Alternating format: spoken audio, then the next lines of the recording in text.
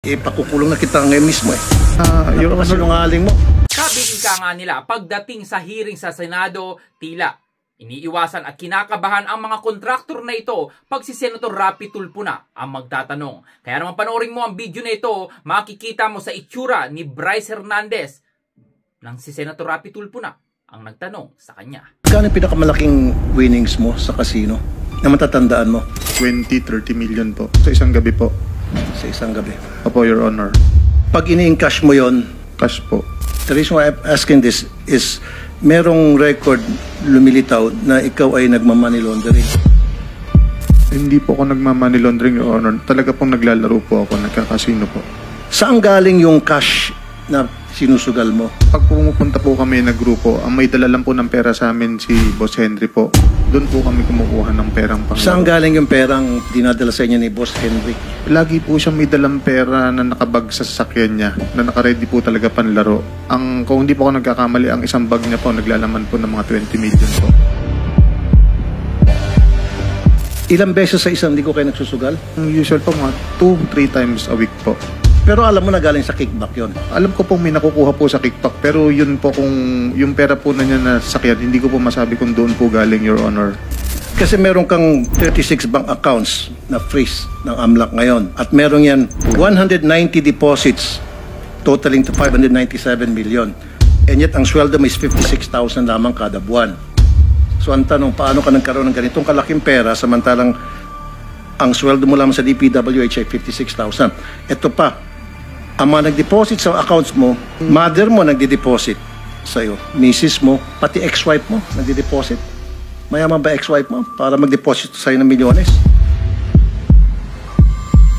Wala po kung ganyan talaga kalaking pera sa bangko, Your Honor. Itong information na ito galing sa AMLAC to eh.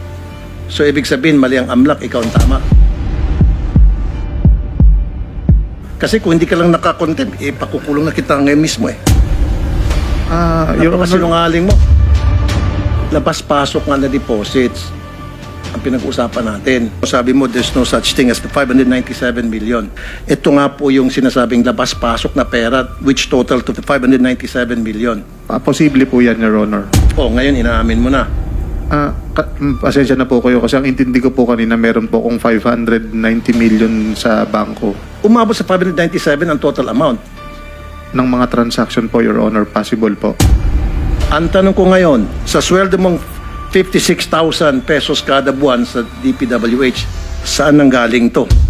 Ako po kahit paano, yung kapatid ko po kasi may nag-buy and sell, kahit paano nag-share po ako doon para po kumita.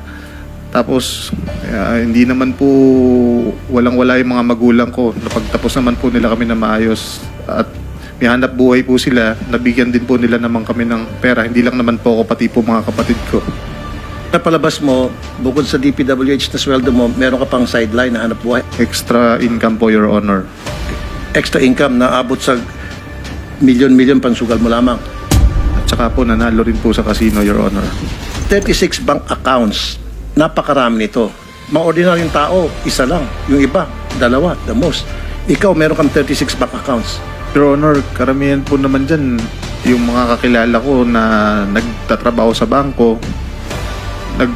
nakikiusap, pwede ba mag-open ng account? Kung ako naman po, kung magkano minimum na kaya ko, i-open ko po. Pag nagdeposito ka na more than 500,000, you have to justify that. So yung mga pumapasok na milyones at one time, paano mo na-justify doon sa bangko para tanggapin yung malaking milyones na pera na pinapasok mo? Hindi ko rin po alam, Your Honor. Basta pinapayagan naman po ng mag-deposit po. Pinapayagan ka? No po, Your Honor. Okay, magbanggit ka ng bangko halimbawa? AUB po. Pag pumunta ka sa AUB, mag-deposito ka ng more than 500, you have to justify. You have to show proof na yung perang yon ay legit at saan ang galing yon. Tama? In your case, exempted ka. Parang madalas po hindi po talaga, Your Honor. Kahit po more than 500,000, hindi po. Magkano pinakamalaking dinepositong pera? Parang 10 million po. Hindi ka man lang hiningian ng pruweba ng bangko kung na yung perang yun ay legit at saan ang galing? Ay, yan po na hiningan po ako nun. So anong pinakita mong pruweba? Resibo po nung pagkakagawa ng warehouse po. So gumawa-gawa ka ng resibo na gumawa ka ng, meron ka ginawang warehouse. Hindi po, Your Honor. Na parang Construction. nag-private po na, hindi po ako sa gobyerno ng kontrata sa sa private po, mga warehouse po. Isang pagpapatunay na maraming mga Pilipino talaga ang nag-aabang kapag si Senator Rapi Tulfo na ang nakasalang at nagtatanong sa mga Senate hearing. Nagpapatunay na diretsuhan talaga at no mercy ika nga, talagang hindi kayo talaga patatawarin ng isang Tulfo. Kaya naman i-share mo na ang video na ito. Ikaw bilang isang Pilipino, tama lang ba na sabunin ang mga kawatan na ito ni Senator Rapi Tulfo? Well, i-comment mo lang yung reaksyon sa video sa baba.